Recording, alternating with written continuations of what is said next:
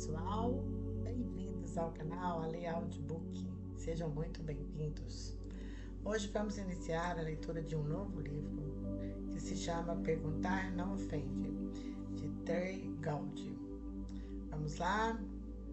Fiquem comigo, porque tenho certeza que teremos grande aprendizado. Introdução do Tribunal ao Congresso. Por que eu persuadi? Durante 16 anos, estive diante de incontáveis grupos de 12 pessoas que não conseguiram escapar do serviço do júri. Ok, talvez isso não seja justo, mas admita, você dificilmente fica entusiasmado quando recebe uma intimação pelo correio. No entanto, na minha experiência, apesar da hesitação, a maioria das pessoas acaba gostando do serviço de júri ou, no mínimo, apreciando a majestade do nosso sistema de justiça. O tribunal reflete a vida real, com toda a dor, a alegria, a justiça e a injustiça, as emoções cruas que advêm da tentativa de dominar e julgar a natureza humana. Provavelmente a sua vida não envolve um tribunal, mas os julgamentos são igualmente reais. Esses testes podem ser realizados em ambientes empresariais, reuniões comunitárias, escolas ou em casa. Depois de quase uma centena de julgamentos com júri em tribunais federais e estaduais, variando em casos de violações de armas de fogo a tráfico de drogas, de sequestros a roubos de carros, de agressão sexual a roubo, de abuso infantil a assassinato, o tribunal tornou-se o lugar mais pacífico e confortável para mim. Eu amo a lógica, eu amo as regras, adoro a estratégia, adoro a necessidade de raciocínio rápido, adoro a oportunidade de buscar a verdade.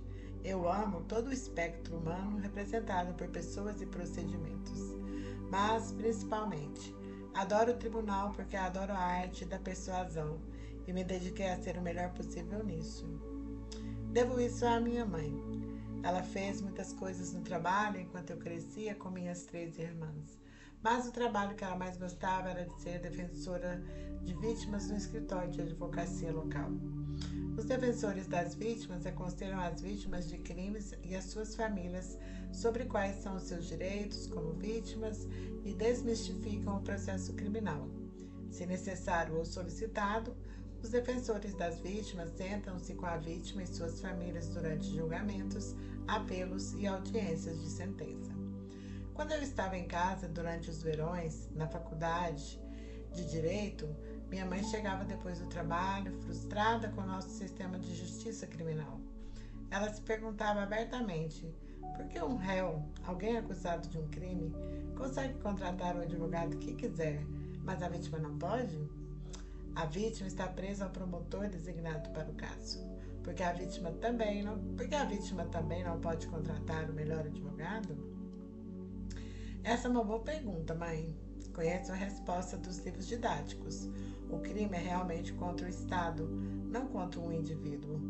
Mas as respostas dos livros didáticos não servem de consolo para uma vítima que está sendo interrogada por um advogado de defesa criminal qualificado, enquanto o perpetrador pode ou não ser interrogado, examinado por um promotor qualificado. Você estava certa, mãe. As vítimas têm direito a um bom advogado. As vítimas têm direito a um advogado que possa preparar o terreno com as expectativas certas numa declaração de abertura. As vítimas têm direito a um advogado que possa se conectar com o júri, tanto verbal quanto não verbalmente. As vítimas têm direito a um advogado que possa utilizar perguntas diretas para extrair habilmente o testemunho de uma forma convincente e lógica. Eles têm direito a um advogado que possa interrogar os réus de forma eficaz, sem olhar para suas anotações. Tem direito a um advogado que possa causar a paixão com a razão no argumento final e levar o júri ao consenso, superando mesmo a mais elevada carga probatória que a nossa cultura reconhece, o que está para além de qualquer dúvida razoável. Eles têm direito a um advogado que possa antecipar o que o advogado de defesa fará antes de fazê-lo e ter um plano para combatê-lo. Eles têm direito a alguém que conheça os meandros da persuasão. Mesmo fora do ambiente de um tribunal, as pessoas desejam ser elas próprias defensoras eficazes. Se houver uma conversa no trabalho sobre uma promoção ou uma nova linha de negócio, você vai querer fazer parte dessa conversa. E fazer parte dessa conversa pode muito bem estar em proporção direta à sua eficácia como comunicador. Na verdade, você quer ser considerado uma parte indispensável dessa conversa. Foi isso que me esforcei para ser durante aqueles 16 anos no tribunal. Um advogado que a vítima teria escolhido se pudesse fazer o que minha mãe queria que eles fizessem. Escolher qualquer advogado do país para ser seu advogado.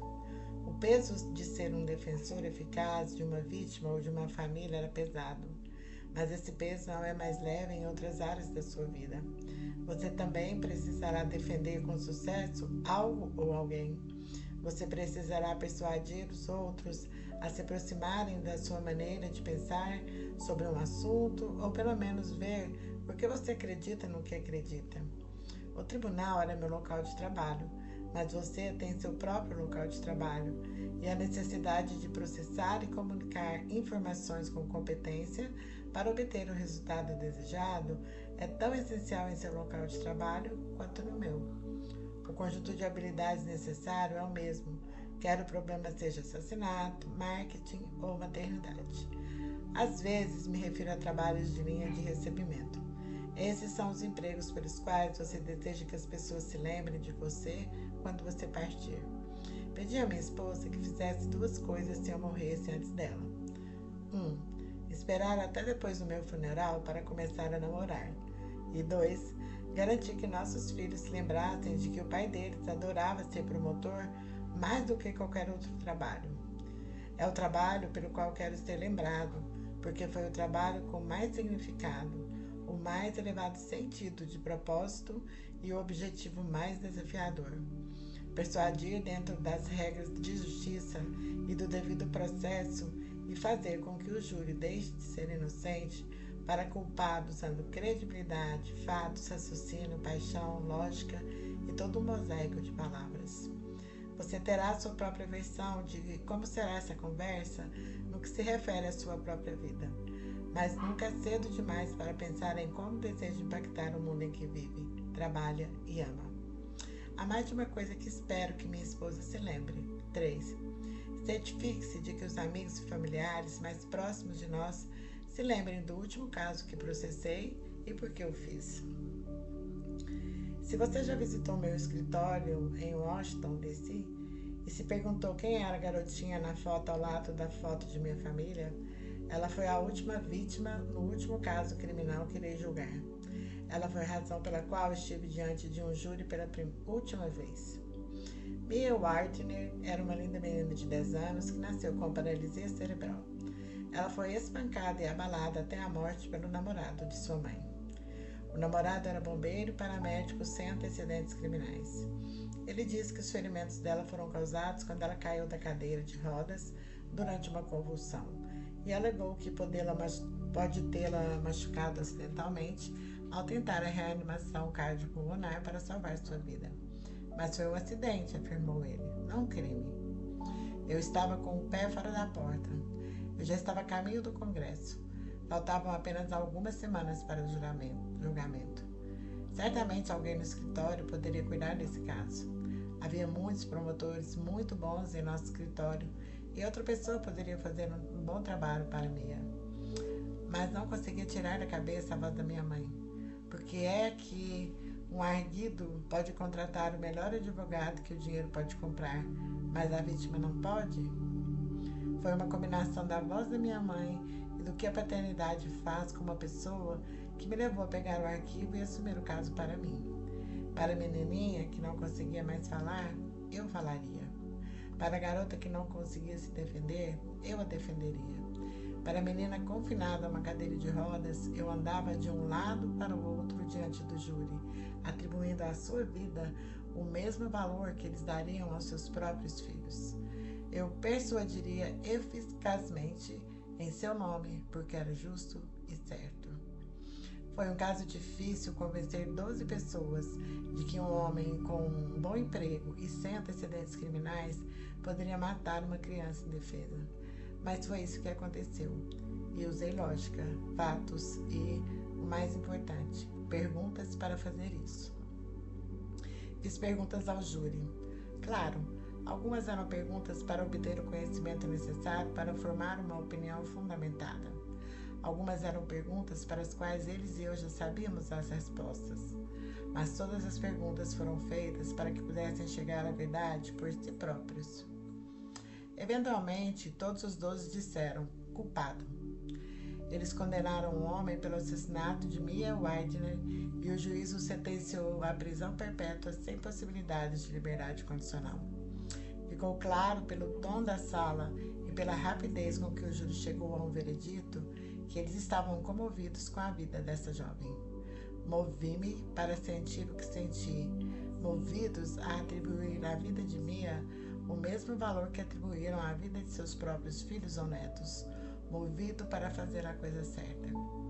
A fotografia de Mia na minha secretária lembrava-me muitas coisas: a fragilidade da vida, a inocência dos jovens, o poder de defender os outros e a necessidade dentro de cada um de nós de defender algo significativo.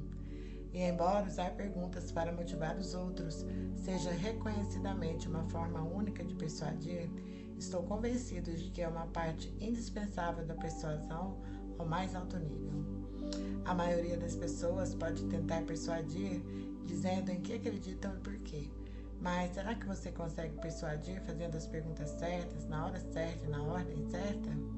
Mais importante, você consegue, em essência, fazer com que a pessoa com quem você está conversando se convença? Você não precisa estar em um tribunal para defender os outros. Você não precisa estar no Congresso para defender uma causa. As oportunidades para persuadir são abundantes. Do tribunal à sala de estar, do outro lado do corredor à mesa conversando com o cliente, do convencimento de um júri ao convencimento do seu chefe, cada um de nós tem oportunidades e ocasionalmente obrigações de persuadir. Os persuasores mais eficazes ouvem tanto quanto falam. Os persuasores mais eficazes fazem tantas perguntas quantas respondem. Fazer perguntas é mais do que um pré-requisito relutante para obter informações. Fazer perguntas da maneira certa e no momento certo pode muito bem provar ser a ferramenta mais eficaz que você tem quando se trata de aproximar alguém da compreensão de sua posição ou simplesmente aproximar outras pessoas. Talvez Congresso? Talvez não. Esses 16 anos como promotor me ensinaram como ser advogado. Também me ensinaram sobre os meus concidadãos e como comunicar-se com eles, persuadi-los e bajulá-los com provas positivas e como desconstruir evidências não confiáveis.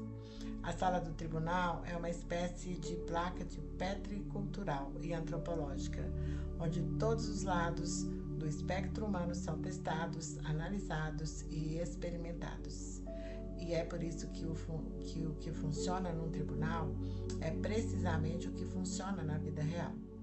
Se você usar os processos e procedimentos empregados em nosso sistema judiciário, em sua sala de estar ou na sala de conferências, é provável que alguém diga o óbvio: isso não é um tribunal.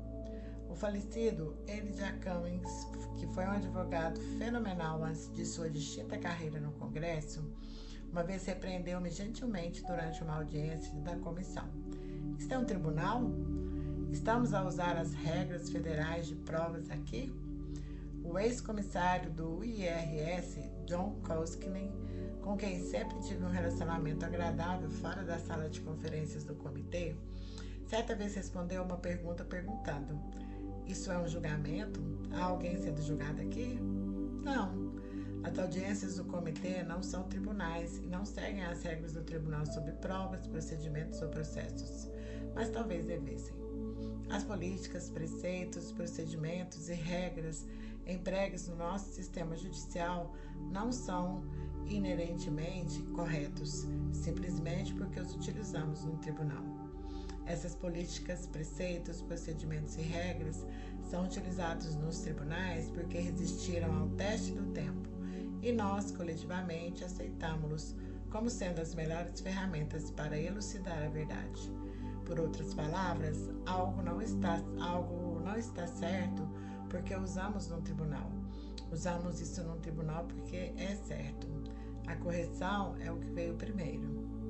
Embora adorasse a justiça, a imparcialidade, a busca da verdade e a persuasão dos júris, deixei a sala do tribunal porque não conseguia responder às minhas próprias perguntas sobre o que aconteceu fora da sala do tribunal.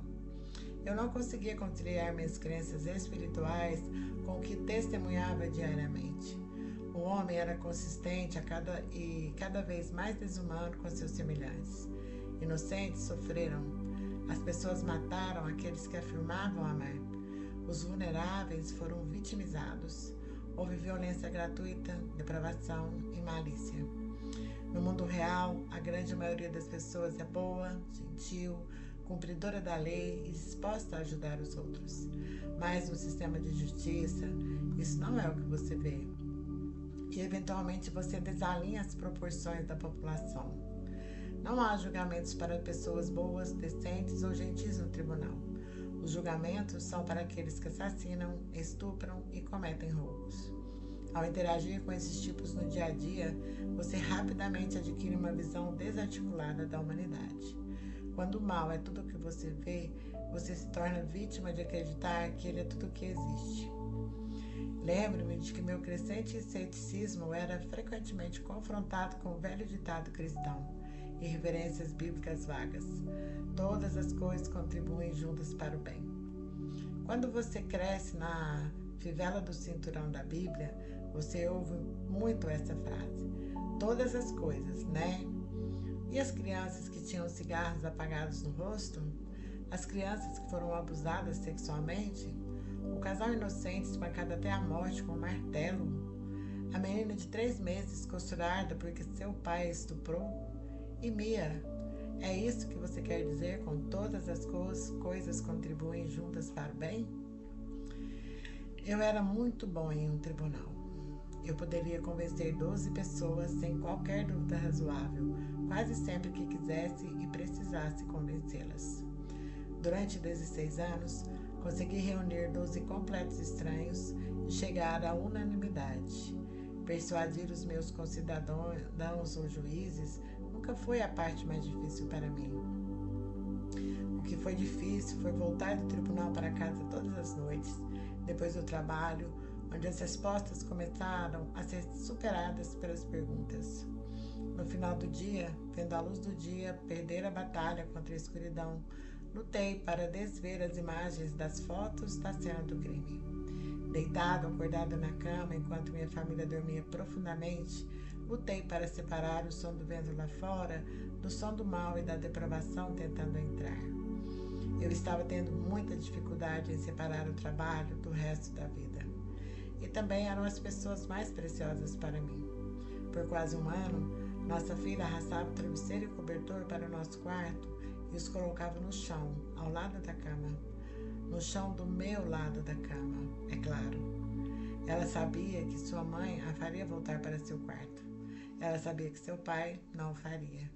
Eu até tentei resolver isso com Deus, mas o Deus que eu fui criado para conversar em momentos de inquietação ou angústia, ou não ouvia ou não respondia.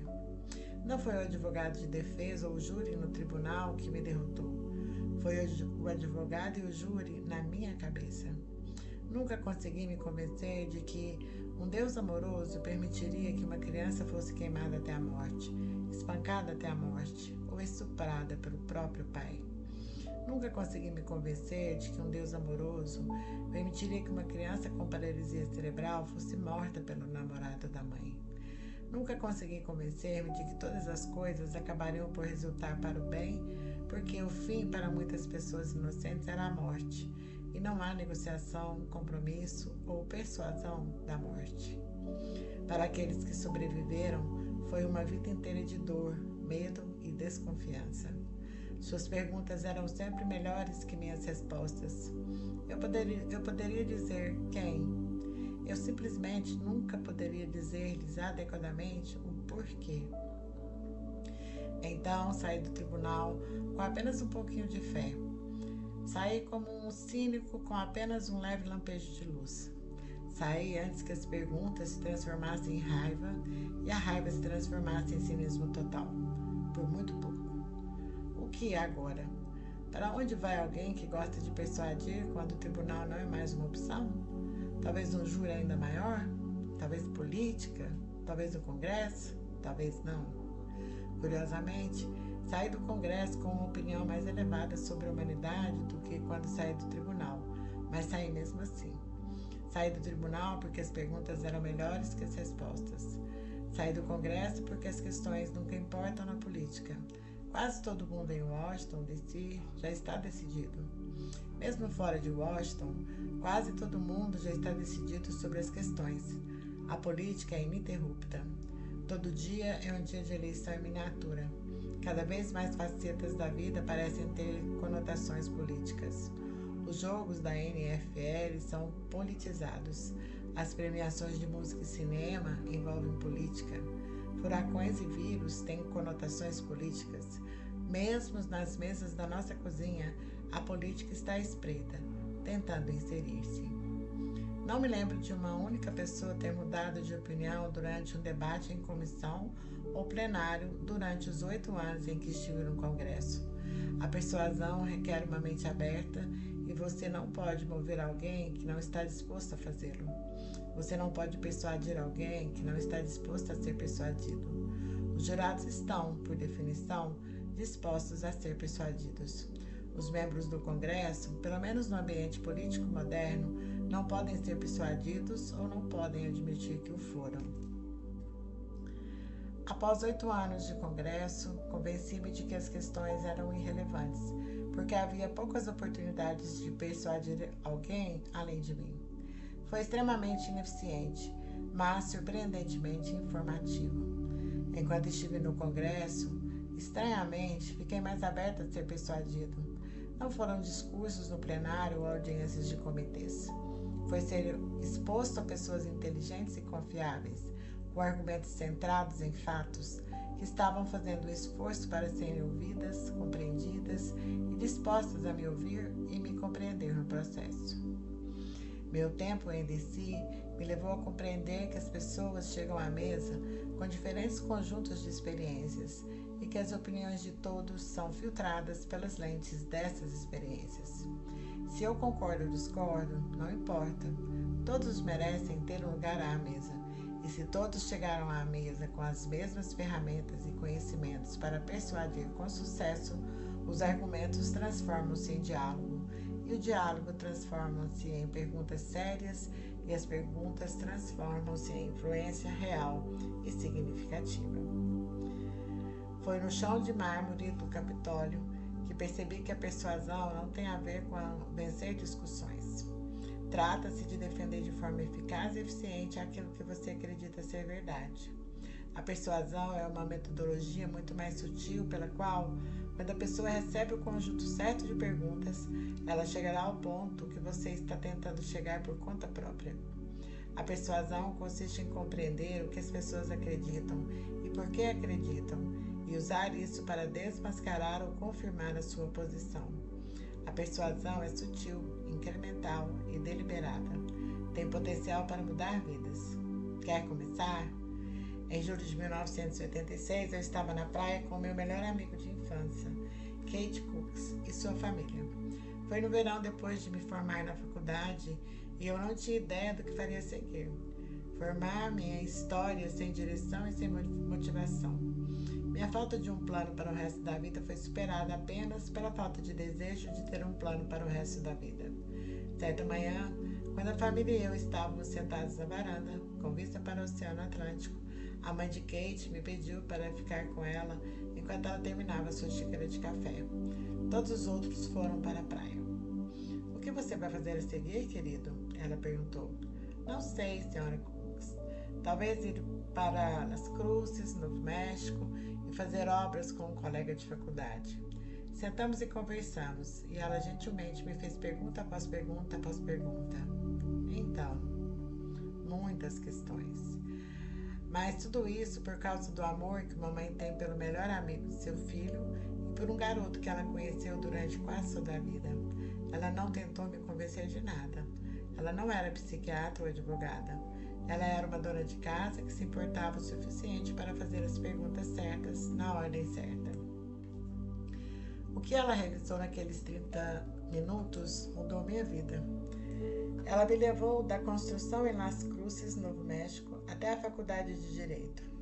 Ao ouvir, cuidar, fazer as perguntas certas e ter seu objetivo em vista, antes mesmo de me pedir para ficar para trás naquela manhã, ela conseguiu vencer minhas dúvidas e, ao mesmo tempo, apelar para uma fonte de orgulho. Ela disse: surpreenda os céticos, Ray, e faça algo incrível na vida. Só saiba que não vai me surpreender, porque vejo isso em você desde que era criança. Será o nosso segredo. Basta surpreender todo mundo. Fazer com que alguém faça algo que não estava planejado fazer. Convencer alguém a comprar algo que nunca soube que estava procurando. Isso é persuasão. A mãe de outra pessoa me levou da construção de casas a meio país de distância para estudar responsabilidade civil e direito constitucional na Carolina do Sul. Ela levou 30 minutos. Armada de compaixão, com o resultado pré-determinado em mente e com as perguntas certas, ela me convenceu a fazer mais do que apenas ir à escola por mais 3 anos. Ela não se importava se eu fosse para a faculdade de Direito ou não. Ela se importava comigo. E que saí para a praia naquela manhã persuadido a ter expectativas maiores para mim do que aquelas com as quais acordei naquela manhã. Talvez você nunca se encontre diante de um júri em um processo criminal defendendo um veredito específico ou se oferecendo para um cargo eletivo em uma campanha política. Você simplesmente quer ser ouvido. Você só quer ser compreendido. Você deseja comunicar com eficácia aquilo em que acredita, por que acredita nisso e porque talvez outros também devam adotar sua posição. Talvez você nunca participe de um debate altamente acirrado por uma vaga no Senado dos Estados Unidos. Talvez seja algo muito mais importante do que isso, como convencer uma criança a aspirar mais alto, a esperar mais, a competir mais. Talvez você queira apenas expressar efetivamente sua oposição a um colega de trabalho, um membro da família ou um cônjuge. Talvez você queira falar, mas não tem certeza se está bem equipado para participar de brincadeiras em seu local de trabalho, centro, culto ou reunião de classe. Quero ajudá-la a se tornar um defensor melhor e a melhorar o que você acredita por meio da arte de fazer as perguntas certas, na hora certa, na ordem certa e da forma certa, independentemente, em alguns casos, de se você sabe a resposta para as suas próprias perguntas ou não.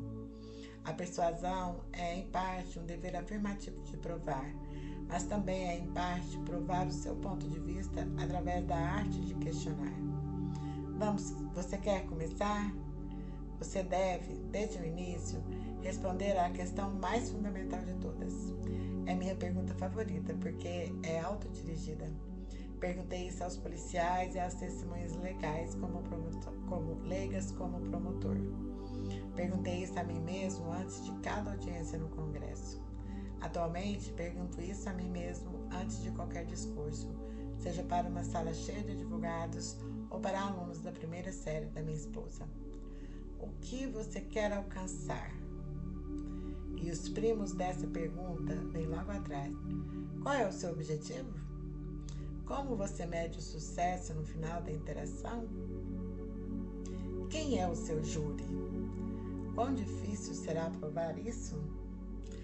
Quer esteja a tentar convencer o júri a condenar um arguido por um crime potencialmente capital ou a convencer o seu filho adolescente a limpar o seu quarto, antes de começar a sua interação, antes de abrir a boca, estas são as perguntas que deve colocar a si mesmo.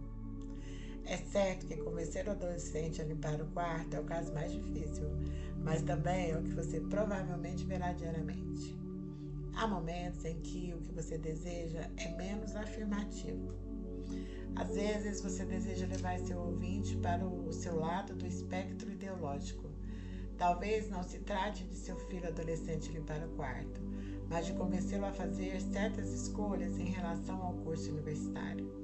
Em vez de tentar defender uma posição, vote nas minhas crenças porque elas estão certas, ou provar uma proposição, Sabe, filho, os estudantes de inglês têm muito mais probabilidade de serem candidatos adaptáveis no mercado de trabalho.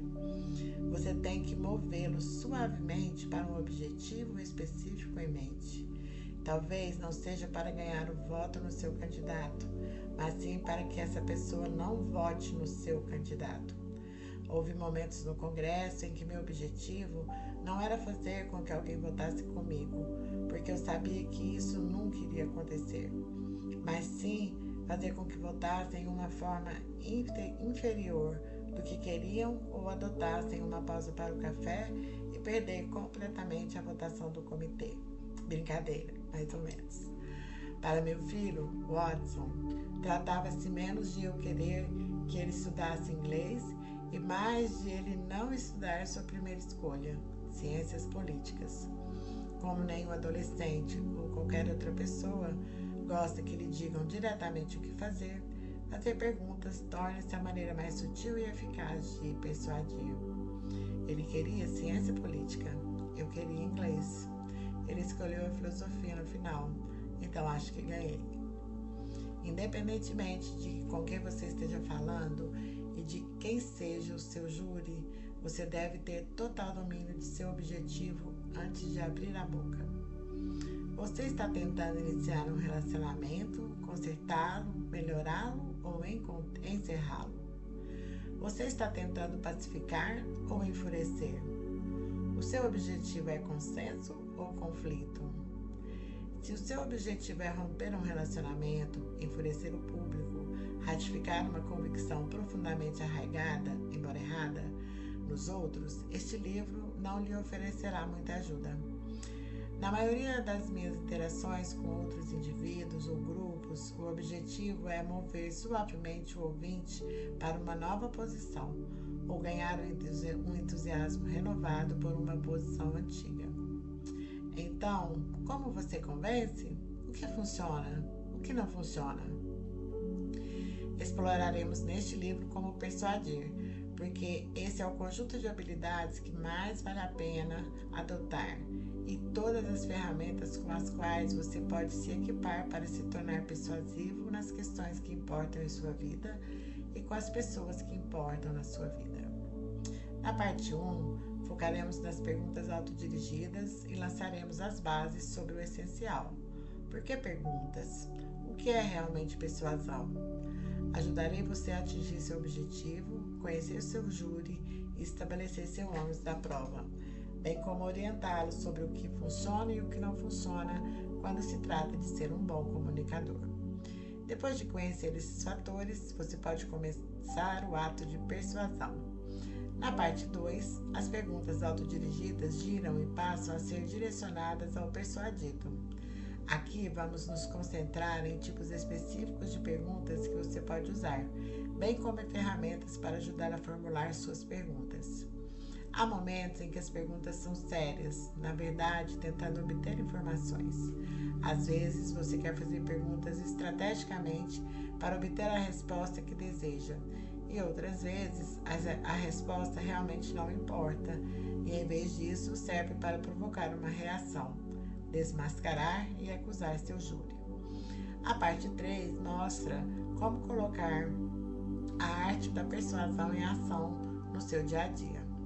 Embora eu possa ser um cínico, grande parte da persuasão tem a ver com idealismo. Trata-se de pessoas de mente aberta que podem ter um diálogo significativo sobre o que realmente lhes interessa. Sobre pessoas de ambos os lados do corredor que realmente o ouvem e estão abertas a serem persuadidas. É claro que quando estamos apaixonados por certas coisas em que acreditamos, podemos nos sentir chamados a fazer proselitismo em nome delas e fazemos todos os esforços calculados para fazê-lo. Mas a persuasão é fazer isso de forma construtiva. A arte de fazer a pergunta certa, da forma certa e na hora certa, é uma flecha essencial na sua aljava de comunicação. Na verdade, a capacidade de fazer as perguntas certas, ouvir a resposta e acompanhar de forma sistemática é essencial se você deseja tocar os corações e as mentes daqueles com quem está falando. E esse deve ser o nosso objetivo na persuasão. Esforçar-nos para comunicar e comover aqueles com quem interagimos, para mover alguém do sim para o não, para mover alguém para um talvez, para mover alguém para ver o nosso lado, para mover alguém para obter um novo ângulo e uma nova perspectiva, para movê-los a sentir o que você sente, a ver o que você vê, a pensar o que você pensa. Incentive-os a fazer o que vale a pena, o que é bom e o que é certo. Mova-os ao contratá-lo, a lhe dar uma chance, a lhe dar mais responsabilidades. Mova alguém para arriscar na sua ideia. Mova alguém a investir tanto no que você está tentando fazer quanto você já investiu. Agora vamos nos mexer. E assim finalizamos essa introdução magnífica. Eu espero você para a parte 1, capítulo 1, que você precisa saber antes que você abra a sua boca. Obrigado por estar aqui comigo. Será uma grande leitura. Já estou gostando muito. Deixe o seu comentário, se inscreva no canal e até breve. Tchau, tchau.